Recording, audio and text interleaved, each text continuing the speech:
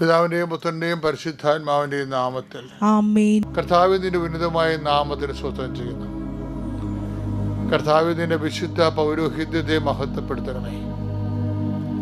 കർത്താവേ, സഭയിലുള്ള സാന്നിധ്യം പ്രകടമാക്കണമേ. 39 വർഷം ഞാൻ അർപ്പിച്ച കുർബാനയുടെ യോഗ്യതയാൽ കൃപാസ്ഥാനത്താരെ ജീവനോടെ പ്രത്യക്ഷപ്പെട്ട പരിശുദ്ധ അമ്മയുടെ മാധ്യസ്ഥത്തിലെ ഈ ഡെയിലി ബ്രെഡ് എന്ന വലിയ ശുശ്രൂഷ പങ്കെടുക്കുന്ന എല്ലാ മക്കളെയും അങ്ങേക്ക് സമർപ്പിക്കുന്നു. ഇത് ഷെയർ ചെയ്യുന്നവർ സമർപ്പിക്കുന്നു, ഇത് സ്റ്റാറ്റസ് ഇടുന്നവരെ സമർപ്പിച്ച് പ്രാർത്ഥിക്കുന്നു. അവരെല്ലാം അമ്മയെ, പരിശുദ്ധമ്മയെ പ്രത്യേകം നീ ആശീർവദിക്കണമേ. അവർ സുവിശേഷത്തിൻ്റെ കയ്യാളുകളായി നിന്നുകൊണ്ട് കർത്താവിനെ കൈമാറുന്ന വലിയ സ്വർഗത്തിന് ദൗത്യം ഏറ്റെടുക്കുന്ന എല്ലാ മക്കളെയും നീ ഏറ്റെടുക്കണമേ എന്ന് പ്രാർത്ഥിക്കുന്നു. അവിടെ കണ്ണുനീർ നീ ഏറ്റെടുക്കണമേ, അവരുടെ ഭാരങ്ങൾ നീ ഏറ്റെടുക്കണമേ, അവർ മുഴുവനായി നീ ഏറ്റെടുക്കണമേ പ്രാർത്ഥിക്കുന്നു. എൻ്റെ കർത്താവിൻ്റെ ഉന്നതമായ നാമത്തിൽ എല്ലാ പ്രേക്ഷിതരെയും അങ്ങയുടെ ദിവസത്തിനെ സമർപ്പിക്കുന്നു. എൻ്റെ കർത്താവിൻ്റെ ഉന്നതമായ നാമത്തിന് എല്ലാ സങ്കടക്കാരെയും അങ്ങയുടെ ദിവസത്തിൽ സമർപ്പിക്കുന്നു. എൻ്റെ കർത്താവിൻ്റെ ഉന്നതമായ നാമത്തിന് എല്ലാ രോഗികളെയും അങ്ങയുടെ ദിവസത്തിൽ സമർപ്പിക്കുന്നു. എൻ്റെ കർത്താവിൻ്റെ ഉന്നതമായ നാമത്തിലെ ജീവിതത്തിൻ്റെ ഭാരങ്ങൾ വഹിക്കുന്ന എല്ലാവരെയും ഈ പ്രഭാതത്തിൽ അങ്ങ് കേൾപ്പിക്കുന്നു. എൻ്റെ കർത്താവേ, നിൻ്റെ ഉന്നതമായ നാമത്തിന് സ്വസ്ഥം ചെയ്യുന്ന കർത്താവേ, കർത്താവെ, ഹൃദയത്തിൽ പ്രാർത്ഥിക്കാൻ പോലും തോന്നാത്ത മനുഷ്യരുണ്ട്. ഇന്ന് പ്രാർത്ഥിക്കാൻ നല്ലവണ്ണം പ്രാർത്ഥിച്ചുകൊണ്ടിരുന്നവരാണ്, ഇപ്പോൾ അതുപോലെ പ്രാർത്ഥിക്കാൻ പറ്റുന്നില്ല എന്ന് പറയുന്ന മക്കളുണ്ട്. അവരുടെ എല്ലാ സങ്കടങ്ങളും നീ ഏറ്റെടുക്കണം കർത്താവെ. അവർ തളരുമ്പോൾ കർത്താവെ, നീ തന്നെ താങ്ങാകണമെന്ന് പ്രാർത്ഥിക്കുന്നു. അവർക്ക് വേണ്ടി കർത്താവെ വേണ്ട വിധം പ്രാർത്ഥിക്കേണ്ട ആവശ്യത കർത്താവ് എങ്ങനെയെന്ന് അറിയത്തില്ല എന്ന് പറയുമ്പോഴും ആത്മാവ് അവാച്യവും നെടുവീർപ്പിൽ അവിടെ ഉള്ളിൽ നിന്നുകൊണ്ട് മധ്യസ്ഥം വഹിക്കുന്നു എന്ന് പറയുമ്പോഴും കർത്താവ് പ്രാർത്ഥിക്കുവാൻ തന്നെ തോന്നാത്ത മനുഷ്യരുണ്ട്. ഈശോയെ, അങ്ങനെയുള്ളവർക്ക് കർത്താവ് നിന്റെ പരിശുദ്ധാത്മാവ് അവർക്ക് വേണ്ടി മാധ്യസ്ഥമായിരിക്കണം പ്രാർത്ഥിക്കുന്നു. അമ്മേ, പരിശുദ്ധമ്മേ, പ്രാർത്ഥനയിലും ആധ്യാത്മികം തളർന്ന് വീഴുന്നവരെ, ജീവിതത്തിൻ്റെ പ്രാരാബ്ദങ്ങളും ഭാരങ്ങളും ക്ലേശങ്ങളും രോഗങ്ങളും സാമ്പത്തിക ബുദ്ധിമുട്ടുകളും കാലം മനസ്സ് ഇടിഞ്ഞു പോയവർ, നാക്ക് തളർന്നു പോയവർ, പ്രാർത്ഥന തളർന്നു പോയവർ, അവരെല്ലാം താങ്ങി കോരിയെടുക്കണമേ അമ്മേ. അവർക്ക് വേണ്ടി എല്ലാ അമ്മ മധ്യസ്ഥം വഹിക്കണമേ. അങ്ങ് അമ്മയുടെ മക്കൾ തളരുമ്പോൾ അവർക്ക് വേണ്ടി മധ്യസ്ഥം വഹിക്കണമേ. അവർ നിവർന്ന് നിന്ന് സ്വന്തം ശക്തിയിൽ സ്വന്തം ശക്തിയിൽ പ്രാർത്ഥിക്കുന്നവരെ അമ്മ അവർക്ക് വേണ്ടി പ്രാർത്ഥിക്കണമേ. മരണസമയത്ത് പോലും ഞങ്ങൾക്ക് വേണ്ടി പ്രാർത്ഥിക്കുവാൻ യേശുക്രിസ്തുവിൻ്റെ മരണസമയത്ത് കുരിശിന്റെ ചുവട്ടിൽ ദൈവപിതാവിനാൽ നിർത്തപ്പെട്ട അമ്മയെ, പരിശുദ്ധ അമ്മയെ, ദൈവമാതാവേ, എല്ലാ മക്കൾക്ക് വേണ്ടി മധ്യസ്ഥം വഹിക്കണം. മരണനേരത്ത് മാത്രമല്ല, ജീവിതം തളരുമ്പോൾ, ജീവിതം ശോകമുഖമാകുമ്പോൾ അവർക്കെല്ലാം വേണ്ടി അമ്മ മധ്യസ്ഥം പ്രാർത്ഥിക്കും. ഇന്ന് വ്യാഴാഴ്ച ഈ 16-ാം തീയതി ആരെല്ലാമോ ഈ ശുശ്രൂഷ വിഷമത്തോടെ കൂടുന്നുണ്ടോ, ഇന്ന് വ്യാഴാഴ്ച ജനുവരി 16-ാം തീയതി ആരെല്ലാമോ ഹൃദയഭാരത്തോടെ ഈ ശുശ്രൂഷ കൂടുന്നുണ്ടോ, ഈ കർത്താവെ അവരെല്ലാം നീ ആശീർവദിക്കണം. വിദ്യാഭ്യാസത്തെക്കുറിച്ച് വേദനിക്കുന്നവരും വ്യാപരാതി കൊള്ളുന്നവരും, വിദ്യാഭ്യാസത്തിൽ നിന്ന് ഫീസടക്കാൻ നിവൃത്തിയില്ലാത്തത് കൊണ്ട് കോളേജിൽ നിന്ന് ഔട്ടാക്കി കളയുമെന്ന് പറഞ്ഞുള്ള ഭീഷണിക്കുന്ന കർത്താവ് വിഷമിക്കുന്നവരെ, ഇങ്ങനെ ഓരോ തരത്തിൽ ഫീസടക്കാൻ നിവൃത്തിയില്ലാത്തത് കൊണ്ട് കോളേജിൽ പോകാതെ വീട്ടിൽ ലീവിന് വന്നിരിക്കുന്നവരുണ്ട്. പിന്നെ അവർ പോയിട്ടേ ഇല്ല, എന്ത് ചെയ്യണമെന്ന് അറിയാൻ പാടില്ല. കുടുംബം വിറ്റെങ്കിലും അവരെ വിട്ടാൽ മതിയെന്ന് മാതാക്കന്മാരയക്കുമ്പോൾ കുടുംബം വാങ്ങാൻ പോലും ആരും വരാത്ത അവസ്ഥയിൽ എന്ത് ചെയ്യണമെന്നറിയാതെ നഷ്ടം തിരിയുന്നവരുണ്ട് അമ്മേ.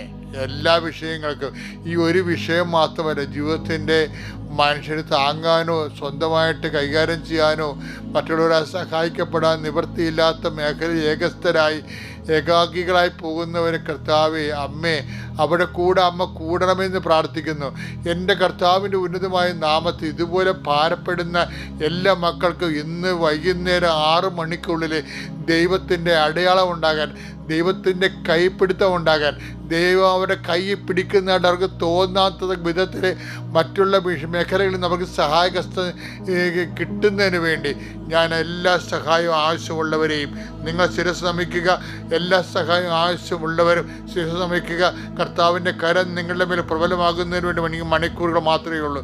എൻ്റെ കർത്താവിൻ്റെ ഉന്നതമായ നാമത്തിൽ ഞാൻ 39 കൊല്ലം അർപ്പിച്ച കൃപാന്റെ യോഗ്യതയാൽ കൃപാസ്ഥാനത്താരെ ജീവനുടെ പ്രത്യക്ഷയുടെ മാതാവിൻ്റെ മാധ്യസ്ഥത്തിൽ കൃപാസ്ഥാനത്താരെ നടന്ന 10,000-കണക്കിന് ആരാധനശക്തിയാൽ നിങ്ങളുടെ കുടുംബങ്ങൾ യേശുവിൻ്റെ നാമത്തിൽ ഇന്ന് അനുഗ്രഹിക്കപ്പെടട്ടെ.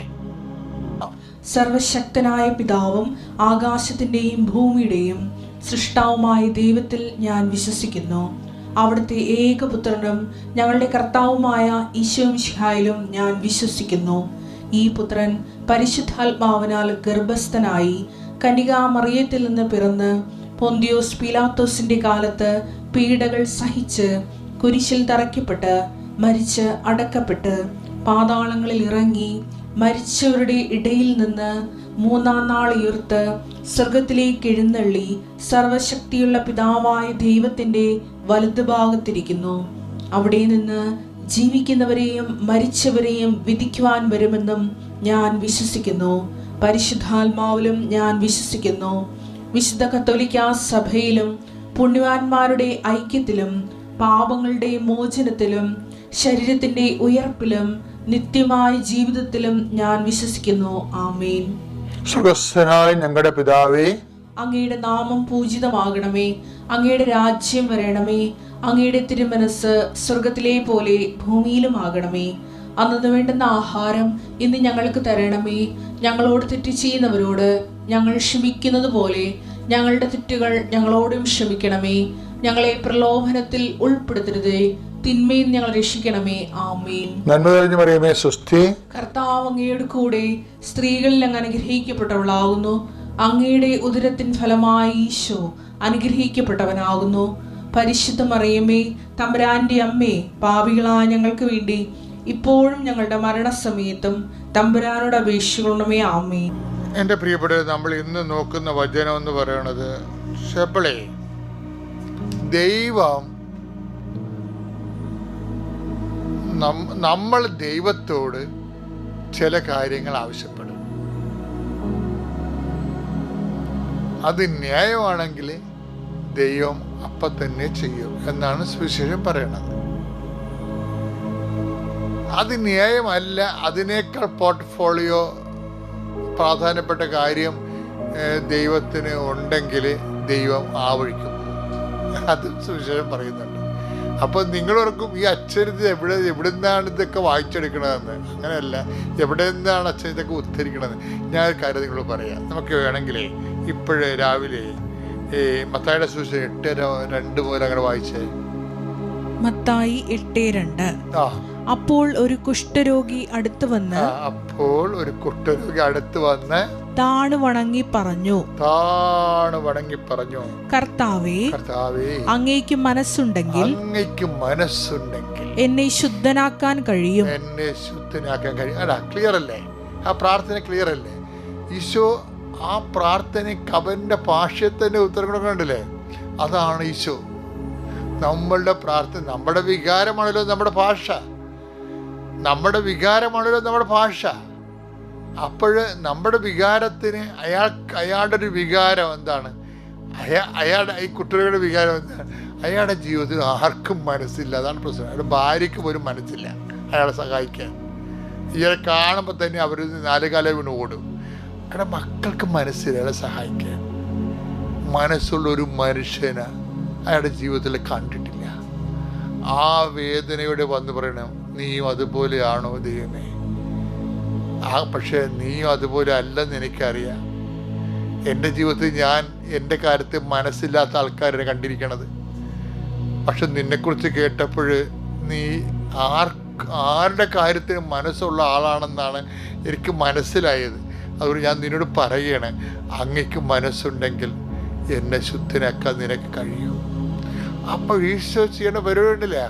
ആ മനുഷ്യൻ്റെ വികാരം അതുപോലെ തന്നെ കടമെടുത്തിട്ട് അതിൻ്റെ ഭാഷയിൽ അവനോട് അവൻ്റെ വികാരത്തിൻ്റെ ലെവലിൽ അങ്ങോട്ട് പ്രതികരിക്കുകയാണ്. അവൻ പറയുകയാണ്, എനിക്ക് മനസ്സുണ്ട്.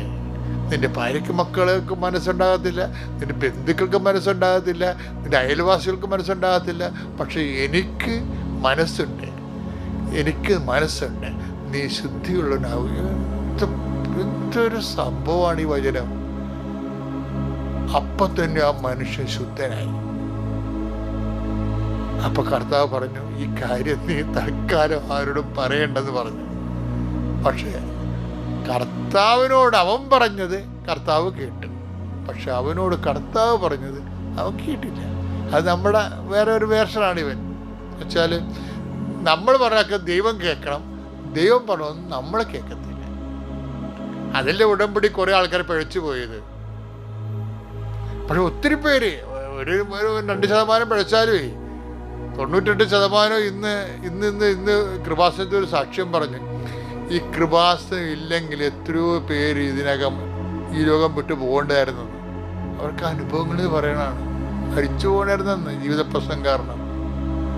അങ്ങനെ ഇപ്പോൾ ആൾക്കാർക്ക് സാക്ഷ്യം പറയണത് എന്തു ആവട്ടെ, അതെല്ലാം കർത്താവിന് മനസ്സുണ്ടായിട്ട്, കർത്താവ് ആ 98% പേരിൽ കർത്താവിന് മനസ്സുണ്ടായിട്ട് അപ്പം മാതാവിൻ്റെ മധ്യസ്ഥയിൽ അവരെ നിലനിർത്തി കൊടുത്തതാണ്. ഇനിയും ദൈവം നിലനിർത്തേണ്ടത് പ്രാർത്ഥിക്കുന്നു.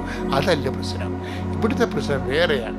ഇവിടുത്തെ പ്രശ്നം എന്ന് പറയണത്, ഈ മനുഷ്യനോട് പറഞ്ഞു നീ ഇത് ആരോടും പറയരുത്, കാര്യം ഇതാ എൻ്റെ പ്രാർത്ഥനാ ജീവിതം അവതാളത്തിലാകുമ്പോൾ എനിക്കിപ്പോൾ പ്രാർത്ഥിക്കേണ്ട സമയമാണ്. അപ്പോഴീ ആൾക്കാരെല്ലാം ഇതൊക്കെ കേട്ട് അറിഞ്ഞ് വന്നാൽ പിന്നെ നിക്കക്കളിയില്ല. കാര്യം കർത്താവിൻ്റെ പ്രൈവറ്റ് പ്രെയർ ടൈമിന് കോംപ്രമൈസ് ചെയ്യത്തില്ലായിരുന്നു. ഈശോയ്ക്ക് ഏറ്റവും വലിയ എപ്പോഴും പിതാവുമായിട്ടുള്ള ടൈമുണ്ടല്ലോ, അത് ആൾക്കാരെ കട്ടുകൊണ്ട് പോകാൻ പിതാവ് ഇപ്പം തന്നെ അറിയണമെങ്കിൽ നേരത്തെ ഇതുപോലെ ഈശോനെ തിരക്കി കുറേ ആൾക്കാർ വന്നായിരുന്നു നമ്മൾ വായിച്ചത്. പക്ഷെ അപ്പോൾ ഈശോ പറഞ്ഞ് അതിന് വഴിപ്പെട്ടില്ല. അപ്പം ഈശോക്ക് മനസ്സിലായിരുന്നു. നമ്മൾ വായിച്ചത് ലൂക്കാ 4:43. പ്രഭാതമായപ്പോൾ അവൻ ഒരു വിജന സ്ഥലത്തേക്ക് പോയി. ജനക്കൂട്ടം അവനെ അന്വേഷിച്ചു ചെന്നു. തങ്ങളെ വിട്ടുപോകരുതെന്ന് അവർ അവനെ നിർബന്ധിച്ചു. എന്നാൽ അവൻ പറഞ്ഞു മറ്റു പട്ടണങ്ങളിലും. ഇവിടെ മനസ്സില്ല, ഈ ജനക്കൂട്ടത്തെ കാണാൻ ആവശ്യമൊക്കെ മനസ്സില്ല. എന്താ അവന് പറയാനുള്ള കാര്യം എന്താണ്? മറ്റു പട്ടണങ്ങളിലും ഞാൻ ദൈവരാജ്യത്തിന്റെ സുവിശേഷം പ്രസംഗിക്കേണ്ടിയിരിക്കുന്നു. അതിനു വേണ്ടിയാണ് ഞാൻ അയക്കപ്പെട്ടിരിക്കുന്നത്. അപ്പൊ സ്നേഹപൂർവ്വം അവരെ ഡിപ്പാർട്ട് ചെയ്യേണ്ടി. പക്ഷെ ഈ കുഷ്ഠരോഗിയെ ഡിപ്പാർട്ട് ചെയ്തില്ല.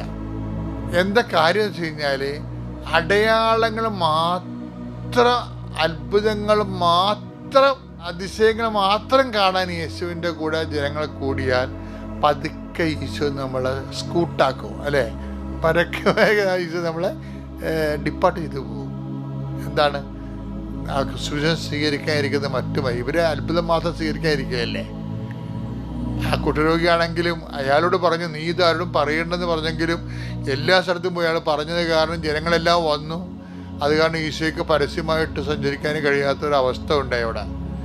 കർത്താവിൻ്റെ പ്രാർത്ഥനാ ജീവിതവും ശുശ്രൂഷയും എല്ലാം അവതാളത്തിലായി.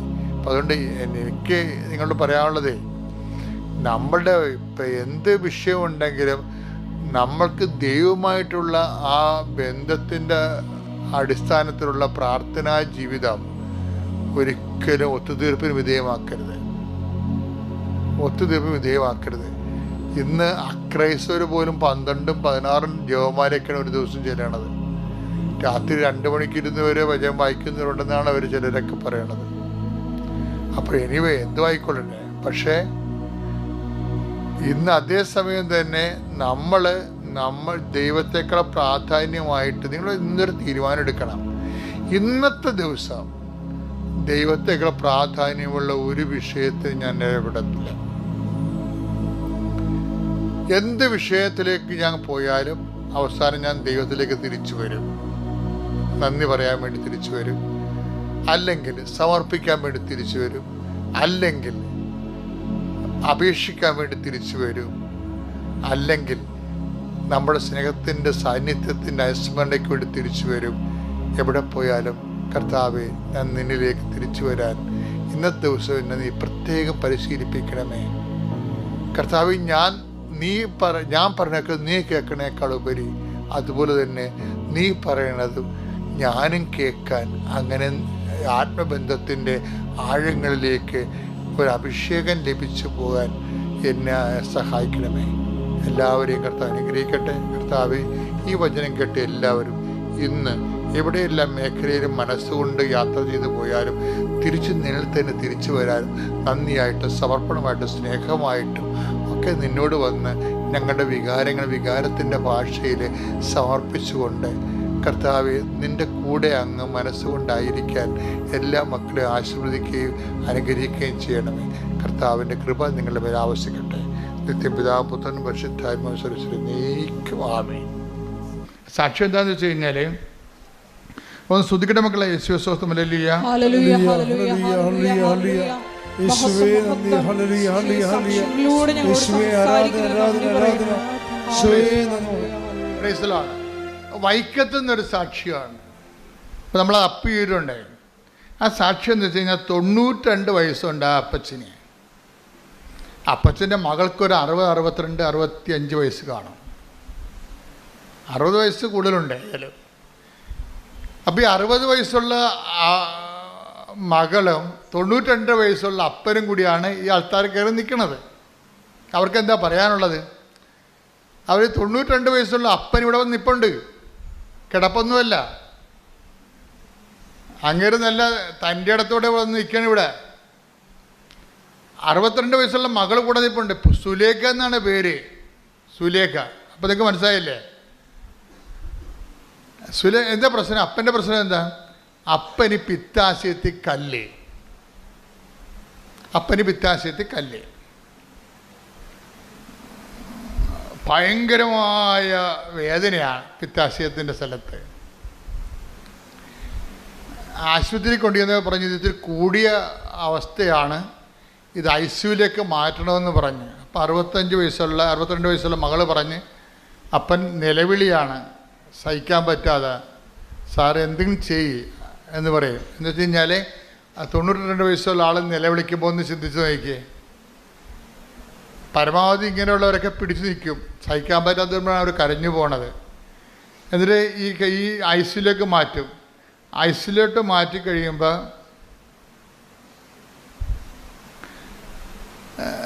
പിന്നീട് ഡോക്ടർ പറയും ഇതിന് ഈ ഹോസ്പിറ്റൽ ചേഞ്ച് ചെയ്യേണ്ടി വരും, ഓപ്പറേഷൻ വേണമെന്ന് പറയും. അപ്പോൾ ഹോസ്പിറ്റൽ ചേഞ്ച് ചെയ്ത് ഓപ്പറേഷനിലേക്ക് കൊണ്ടുപോകും. ഓപ്പറേഷൻ ചെയ്യാൻ വേണ്ടി നോക്കുമ്പോഴുണ്ട് ഈ പിത്താശയത്തിൽ 92 വയസ്സുള്ള ആളിന് ഓപ്പറേഷൻ നടക്കത്തില്ല. ആ വൈദ്യശാസ്ത്രം അവിടെ വെച്ച് ചെയ്യാവുന്നതിൻ്റെ മാക്സിമം കാര്യം എന്താണ്? ഓപ്പറേഷൻ ചെയ്യുക എന്നുള്ളതാണ്. പക്ഷേ ഓപ്പറേഷൻ ചെയ്യാൻ പറയുമ്പോൾ പറയും ഈ 92 വയസ്സുള്ള ശരീരത്തിട്ട് ഓപ്പറേറ്റ് ചെയ്യാൻ പറ്റത്തില്ല, അപകടമാണെന്ന് പറയും. പിന്നെ വൈദ്യശാസ്ത്രം വാതിലടക്കും. എന്താ കാര്യം? അവിടെ കയ്യിൽ നിലവിലുള്ള സംവിധാനങ്ങൾ അവർക്കുണ്ട്, പക്ഷേ ആളിന് വയസ്സ് ഇത്തിരി കൂടിപ്പോയി. അവിടെയാണ് പ്രശ്നം. മെറിറ്റ്, വൈദ്യശാസ്ത്രത്തിൻ്റെ മെറിറ്റ് പോകണമാണ് അവിടെ വെച്ച്. വൈദ്യശാസ്ത്രത്തിൻ്റെ മെറിറ്റ് അവിടെ വെച്ച് തീരുകയാണ്. പിന്നെ എന്താണ് ഇനി ഉള്ളത്? ഗ്രേസേ ഉള്ളൂ. വൈദ്യശാസ്ത്രത്തിന് മെറിറ്റ് തീരുന്നുവെന്നാണ് എല്ലാവരും പറയണത്. ഇപ്പം നിരീശ്വരവാദികളുണ്ട്, യുക്തിവാദികളുണ്ട്. വൈദ്യശാസ്ത്രം മെറിറ്റ് തീർന്ന പിന്നെ അവർക്ക് ഓപ്ഷൻ ഇല്ല. പക്ഷേ വിശ്വാസിക്ക് ഒരു ഓപ്ഷൻ കിടപ്പുണ്ട്. എന്താണ്? Not by merit but by grace. അതാണ് വിഷയം. വിശ്വാസി യുക്തിവാദിയേക്കാൾ മുന്നോട്ട് പോകും. എന്താ കാര്യം? അവൻ്റെ മുന്നിൽ അവൻ്റെ ദൈവം അവന് ഒരു പോംവഴി പറഞ്ഞിട്ടുണ്ട്. എന്താ പറഞ്ഞിരിക്കണത്? ഈ ഒരു കാര്യം മെറിറ്റ് കൊണ്ട് നടന്നില്ലെങ്കിൽ പിന്നെ എന്താണ്? നീ മനസ്സ് തളരരുത്. എന്താണ്? പിന്നെ എൻ്റെ സമയമാണെന്ന്. എൻ്റെ not by merit but by grace. അപ്പന് 92 വയസ്സ് ആ അപ്പനെയും കൊണ്ട് ഇവിടെ വരുമ്പോൾ നമ്മളെന്താ ചെയ്യണത്? നമ്മുടെ കയ്യിലുള്ളത് സിമ്പിളാണ്. ഒത്തിരി വെടിയും പുകയൊന്നും കാണിക്കേണ്ട കാര്യമില്ല. സിമ്പിളാണ്. In the name of Jesus Christ. നമ്മുടെ സഭയുടെ കയ്യിലുള്ളത് എന്താണ്? യേശുവിൻ്റെ നാമമാണ്. യേശുവിൻ്റെ നാമത്തിൻ്റെ പ്രയോഗമാണ് പിന്നെ നടക്കുന്നത്. ആർക്കും ചെയ്യാവുന്നേ ഉള്ളൂ. എന്ന് പറയുന്നത് എന്താ കാര്യം? കർത്താവ് വിശ്വസിക്കുന്നവന് ഈ അടയാളം കൊടുത്തിട്ടുണ്ട് ഇല്ലേ? മർക്കോസിൻ്റെ 16, 17 വായിക്കുമ്പോൾ എന്താ പറയണത്? വിശ്വസിക്കുന്നതിൻ്റെ കൂടെ അടയാളം ഉണ്ടാവും. രോഗികളുടെ മേൽ കൈവെക്കും, അവർ സൗഖ്യം പ്രാപിക്കും. വിശ്വാസമാണ് അവിടെ. ആരല്ലേ? ക്രിസ്തുവിലുള്ള വിശ്വാസമാണ്. അവൻ്റെ നാമത്തിൽ in the name of the father and of son and the holy spirit I heal you. ഈ സൈത്തെടുത്തിട്ട് കർത്താവിൻ്റെ നാമത്തിൽ വെഞ്ചരിച്ച് സൈത്തെടുത്ത് പഞ്ഞി തൂക്കിയിട്ട് അപ്പൻ്റെ ഈ പിത്താശയത്തിൽ 5-8 കല്ലിരിക്കുക. എത്ര കല്ലുണ്ടെന്ന് സ്കാനിങ്ങിൽ കുറേ കല്ലുണ്ട്. ഈ കല്ലവിടെ ഇരിക്കണം. കല്ല് ഓപ്പറേറ്റ് ചെയ്യാമെന്ന് ആരും ഡോക്ടർമാർ പറഞ്ഞത് ഈ കീ ഹോൾ ചെയ്യാമെന്ന് പറഞ്ഞ്. കീ ഹോൾ പോലും നടക്കണില്ല. അപ്പോഴും ഇതിൻ്റെ റിപ്പോർട്ടിന് കല്ലിരിപ്പുണ്ട്. അതേസമയം തന്നെ ഡോക്ടറിന് 92 വയസ്സുള്ള കാരണം ഒന്നും ചെയ്യാനും പറ്റണില്ല. കീഹോളും ചെയ്യാൻ പറ്റണില്ല, ട്രീറ്റ്മെൻറ്റും ഇല്ല. കുറേ ആൻറ്റിബയോട്ടിക്സ് കൊടുത്തു ഡോക്ടർ. 4 ആഴ്ച ട്രീറ്റ് ചെയ്ത ഇയാളാ. ആൻറ്റിബയോട്ടിക്സ് കൊടുത്ത് 4 ആഴ്ച ട്രീറ്റ് ചെയ്തു. എന്നിട്ട് കല്ല് അവിടെ തന്നെ ഇരിക്കുകയാണ്. ഇനി ഞങ്ങൾക്കൊന്നും ചെയ്യാനില്ല, ഇനി ഓപ്പറേഷൻ ഉള്ളതെന്ന് പറയുമ്പോൾ അതിന് വേറെ മാറ്റുമ്പോൾ ഈ അവിടെ ചെല്ലുമ്പോൾ ഓപ്പറേഷൻ ടെസ്റ്റൊക്കെ എടുത്ത് നോക്കുമ്പോൾ ഈ 92 വയസ്സുകാരനെ ഓപ്പറേറ്റ് ചെയ്താൽ അത് കാഷ്വാലിറ്റി ഉണ്ടാകും. ആൾ ചിലപ്പോൾ മരിച്ചു പോകും. കാര്യം അതിൻ്റെ ഇൻഫെക്ഷനും പൂർണ്ണമായിട്ട് വിജയം ഉണ്ടാകത്തില്ല. അപ്പം കല്ല് അവിടെ തന്നെ ഇരിക്കുകയും. അപ്പം എന്തു ചെയ്യും? അവരെ വീട്ടിൽ കൊണ്ടുപോവുക. പിന്നെ അവരെ പറയും നല്ല ഭക്ഷണം മരിക്കണവരെ കൊടുക്കുക, അത് കഴിയുമ്പോൾ അറിയിക്കേണ്ടവരെ അറിയിക്കുക. അങ്ങനെയൊക്കെ പറയാൻ പറ്റത്തുള്ളൂ. അത്രേ പറയാൻ പറ്റത്തുള്ളൂ. ആ ഒരു കണ്ടീഷനിലാണ് അറിയിക്കേണ്ടവർ അറിയിക്കാൻ വേണ്ടി ഇവിടെ വരുന്നത്. അറിയിക്കാൻ വേണ്ടി എല്ലാം കേൾക്കാൻ ഒരാളിരിപ്പുണ്ടല്ലോ ഇവിടെ. അതാണ് വിഷയം. വിഷയം മാറി. വിഷയം നോട്ട് ബൈ മെറിറ്റ്. മെറിറ്റ് മാറുകയാണ്. മെറിറ്റ് വാതിലടച്ചിരിക്കുന്നു. ഇനി ഇവിടെ സുഹൃത്ത് പിന്നെ എന്തുള്ള പിന്നെ വർക്ക് ഗ്രേസാണ്. ഗ്രേസിൽ എന്താ ചെയ്യണത്? ഗ്രേസിൽ സിമ്പിളാണ് ചെയ്യണത്. അല്ല ഇതിന് വെടിയും പോകുകയും അഭ്യാസങ്ങളോ ഒന്നും കാണിക്കേണ്ട കാര്യമില്ല. ഇതിന് ഒരു അഭ്യാസം കാണിക്കണം. എന്താണ്? In the name of Jesus എന്ന് പറയാൻ കഴിയണം. അത് വിത്ത് ഫുൾ ഫാക്കൽറ്റി. ഞാൻ നിങ്ങളുടെ ഉടമ്പടിത്തലും തന്നിട്ടില്ലേ? അത് നിങ്ങളും ഇതുപോലെ ക്രിസ്തുവിന് ആവശ്യമുള്ളവർക്ക് കൊടുക്കണം. എന്നിട്ട് പറയേണ്ടത് എന്താണ്? In the name of Jesus. In the name of Jesus എന്ന് പറയുന്നത് എന്താണ്? യേശുവിൻ്റെ നാമത്തെക്കുറിച്ചാണ് പറയണത്. എന്താണ്? ദൈവം സമസ്തവും അവൻ്റെ നാമത്തിൻ്റെ കീഴിലാക്കിയിരിക്കുന്നു. അതാണ് സംഭവം.